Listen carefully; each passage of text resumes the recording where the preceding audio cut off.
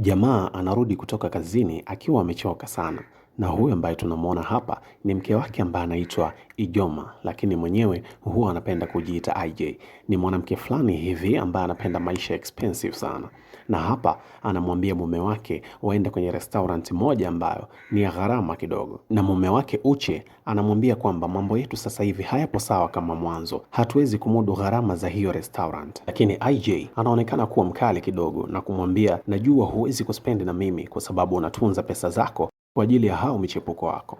Na kwa kuwa jamaa sio mtu ambaye anapenda sana mizozo, alimkubalia, lakini mke wake anamwambia, nenda kwanza kabadilishe nguo zako ili usinizalilishe mbele za watu, kwa kuwa bidada Ijoma ni mtu fulani hivi ambaye anapenda sana drama na kufake maisha yake. Na baada ya kufika restaurant, anakutana na rafiki yake ambaye anaitwa Tejeri. Anamwambia, usiniambie kuwa umeisahau hii sura ya kirembo ambayo umeiona miaka 4 iliyopita. Mimi ni Tejeri bwana. Na baada ya kufahamiana, walikaa meza moja na kuanza kupiga soga, na kila mmoja akimkweza mume wake, kwa kuwa walikuwa wanafanana tabia ya kufake life, kiasi kwamba kila mmoja alikuwa anahitaji mume wake ndo alipie bili, ili mradi tu waonekane kuwa wana maisha bora.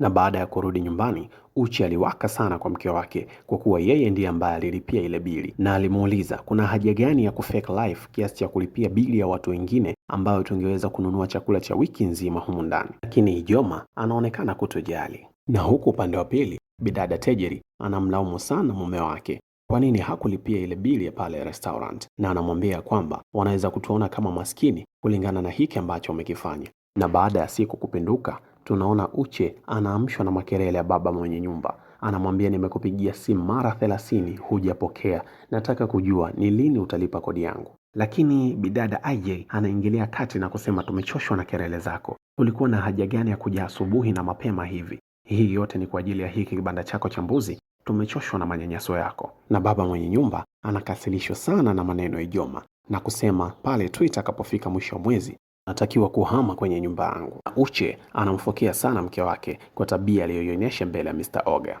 Na baada ya muda, IJ anapigiwa simu na rafiki yake Tejeri na kumuuliza kama wanaweza kuonana mchana. Na anamjibu ya kwamba yeye sio wa level hizo, labda kwa appointment. Na sasa hivi anaenda kufanya massage, kisha atakuwa busy sana na manunuzi ya furniture za ndani. Jambo ambalo si kweli. Na huku bidada Tejeri anamshauri mume wake watafute apartment ya gharama zaidi yenye furniture nzuri ndani yake, kwa kuwa anajihisi kuzidiwa na bidada Ijoma. Na sio kuwakaribisha kwenye hiki apartment kidogo ambacho anaishi. Na tunamuona anaagiza suti nzuri na ya gharama kwa ajili ya mumewe, suti ambayo itaendana na hadhi ya nyumba ambayo wanaenda kuikodi. A few moments later, wanawakaribisha wageni wao kwenye nyumba ambayo si ya kwao. Na mambo hayakuwa sawa kwa kuwa Ijoma alikuwa na maswali mengi mno. Wanasema, wow, nyumba ni nzuri, lakini mbona hamna wafanyakazi na mnatuletea vinywaji wenyewe? Na muda wa kuandaa chakula alihitaji kwenda hadi jikoni na kumuuliza rafiki yake, mbona makabati yana vumbi? Na mbona sioni vyombo ambavyo umetumia kupikia hiki chakula? Ni kama sielewi hivi. Lakini Uche hafurahishwi na tabia ya mke wake, na walikaa kutwa mzima na kufanya mazungumzo ya kutosha. Na baada ya kiza kuingia, waliomba kulala pale pale kwa kuwa mvua ilikuwa inanyesha. Sasa muda wapo chumbani, Abegu anamuuliza mke wake, huu ujinga tutafanya hadi lini? Na tunatumia gharama kubwa sana, mwisho wa siku utaishia tu kuaibika. Na asubuhi baada ya kurudi nyumbani, bidada IJ analalamika kuwa shingo yake inamuuma, na kama wangekuwa wana pesa nyingi wasingemiliki kitanda loko kama kile. Yani ni majungu juu ya majungu. Na mume wake anamwambia, huna haja ya kuwa hivi mke wangu, yani ni mtu ambaye una wivu muda wote. Sasa maswala kama hayo wewe yanakuhusu nini?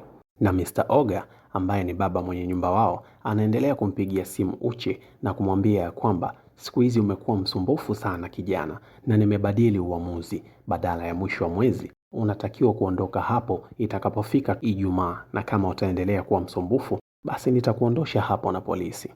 Mara mke wake anamuuliza, shida ni nini? Uliaga kuwa unaondoka, lakini naona bado upo hapa.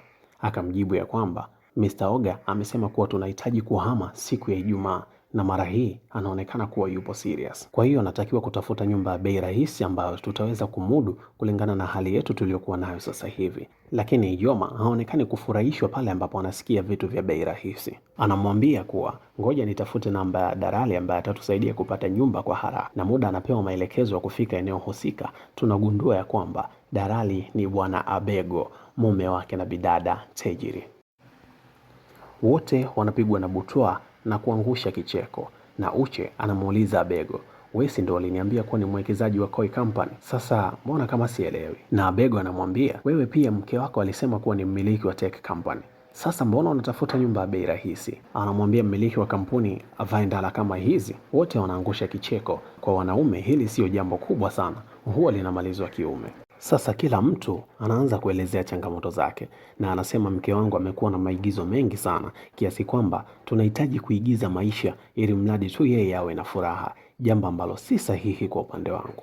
Na Uche anasema hiko ambacho unapitia ni sawa na ambacho ninapitia mimi. Sasa inabidi tujadili ili tujue tunafanya nini, maana tumekuwa wahanga wa hisia za wake zetu. Anasema kwa kuwa tumeujua udhaifu wa wake zetu, basi inabidi tukae nao chini kisha tuzungumze nao ili hili liishe. Na Abego anasema basi hilo limeisha, twende tukaiangalie nyumba kisha mambo mengine yatafuata. Alichofanya Uche ni kumchukua Ijoma na kuja naye nyumbani kwa Abego, akiwa amemdanganya kuwa wanakuja kutazama nyumba yao mpya ambayo wanahitaji kuhamia, ili hali Tejeri naye afahamu kitu ambacho kinaendelea.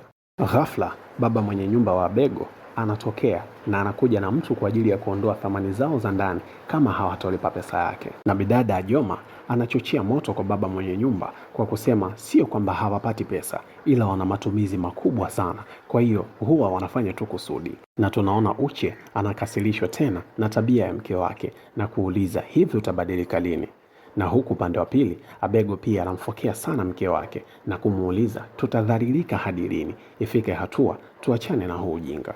Siku moja baadaye wanawakutanisha tena kwa mara ya pili na kuwaambia kuwa tumechoshwa na tabia zenu, tunawaacha hapa mzungumze na kumaliza tofauti zenu. Ndipo Tejiri anamuuliza rafiki yake, yaani umekaa muda wote huu bila kuniomba msamaha kwa ulichonifanyia? Na najiuliza maswali, hivi kwa nini unanichukia miaka yote hii? Kuna kipi ambacho nimekufanyia? Na Ajay anasema wewe ndiye ambaye unanichukia na unapaswa kuniomba msamaha kwa chuki yako Tejiri. Naye anajituliza na kumwambia kuwa tunapaswa kusameheana kwa ajili ya ndoa zetu, na haya maigizo hatuwezi kugain kitu chochote. Waliweka mambo sawa na kuanza kukumbushana mambo ambayo yamepita, kiasi kwamba walisahau shida zote. Na jamaa waliporudi walishangaa kuona kila kitu kipo sawa ndani ya muda mfupi tu, na walifanya tafrija ndogo ili kufurahia kumaliza tofauti zao. Leo hii mafahari wawili wameishi sehemu moja. Ama hakika wahenga hawaamini. Na huu ndio mwisho wa hili picha letu pendwa. Usisahau kusubscribe, kulike na kucomment.